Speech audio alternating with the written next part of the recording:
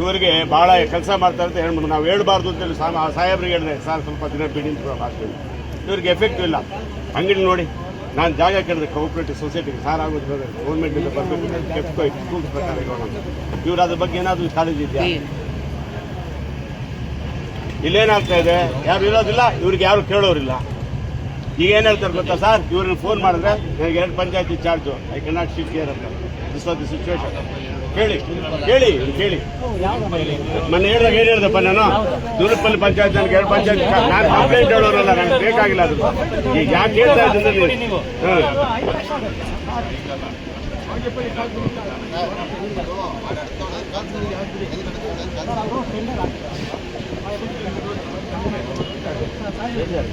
ಏನ್ ಅನ್ಕೊಟ್ಟಾರೆ MLA local ಉಂಟೆ ಜನಕ್ಕೆ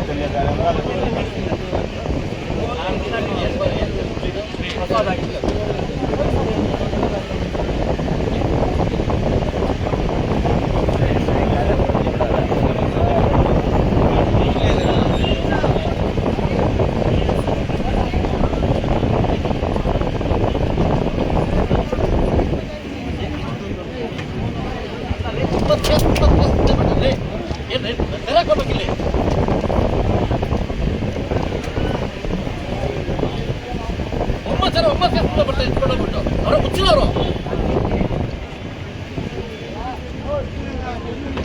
ಇಷ್ಟಾದ ಕೆಲಸ ಮಾಡಿ ಹೋಗ್ತಾರೆ ಸುಮ್ಮನೆ.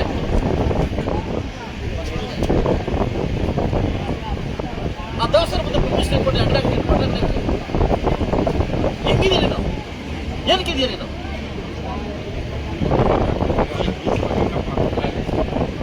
ಮಾತಾಡೋ ವಾದಿಸ್ತಾ ಇರೋ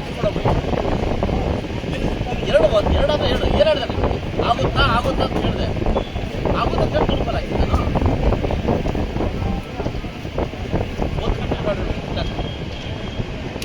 ನೀವು ಸುರವಾಗಿ ಎತ್ಕೊಂಡು ಎಷ್ಟು ಸಮಸ್ಯೆ